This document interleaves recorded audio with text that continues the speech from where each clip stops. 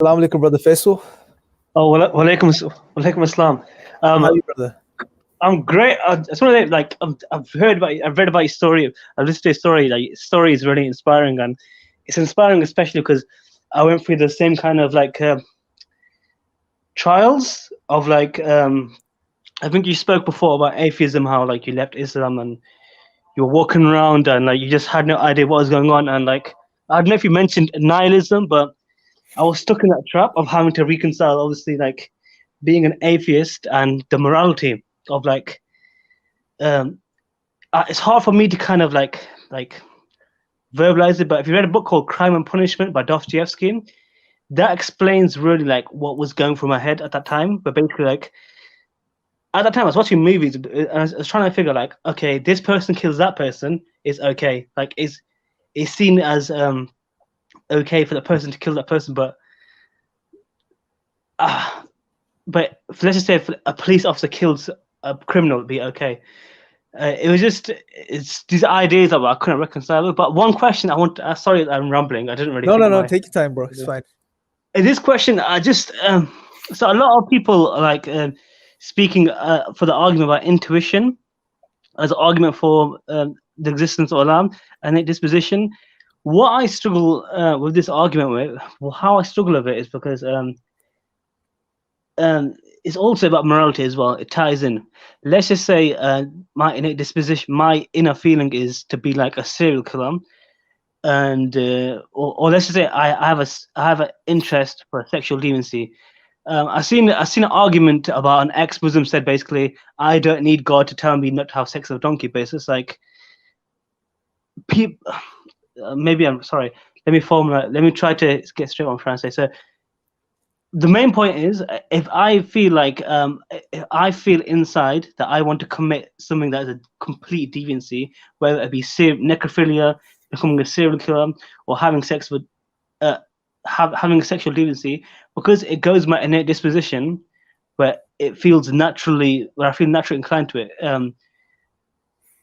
I'm struggling to reconcile. I'm struggling to like use the innate disposition argument with people because, on the other hand, there's that where like I may feel like I want to kill like a serial killer like Ted Bundy or like the Zodiac killer may feel like they want to kill someone, and in their heart they feel like it's okay for them, and it's right. It feels right. The same way I hear the Quran and it feels right, it might feel right for them to commit a terrible act.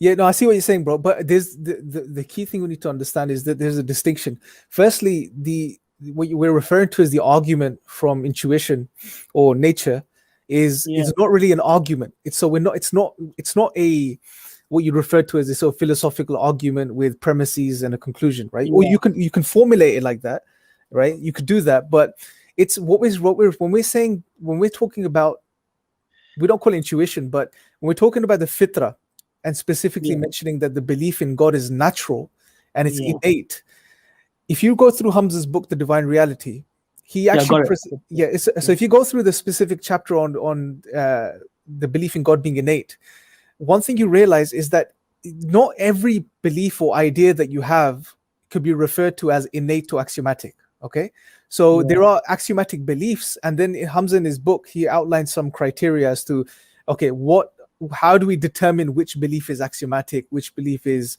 if you basic, whatever you want to refer to it as. Okay, so it's not every belief can be put into the same category. And the second point is, bro, that there is a difference, and we have to differentiate between an innate idea, an innate concept, an innate belief, and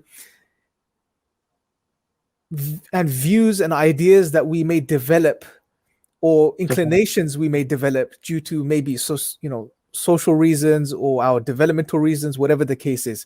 So there's a distinction between the two, bro. So for example, if someone says, oh, I want to be, hypothetically speaking, I want to go and murder X and Y because that feels natural to me, that's not referring to an innate position. That's referring to someone's inclinations to do something which we would consider to be wrong, right? So that's more of, they have an issue, or there's a problem in the way they conceptualize and understand right and wrong, right? So these are two different things. okay, yeah. Do you see what I'm saying? So definitely read that chapter, bro. When you go through it, look at the way. I've not finished it. What chapter is it? This is the, what is it called? It's called I've got the book like literally here. Like, Yeah, if you go through the chapters quickly, the first few chapters, I think it's the third or fourth chapter in the book. okay, the book's here. Chapter self-evident. Is it self-evident? Self-evident, that's the one. Yep. Yeah, read that chapter, and he talks about sort of basic beliefs, axiomatic beliefs, and the criteria that you now frame them against and you analyze them against, right? And that will clarify things for you, inshallah.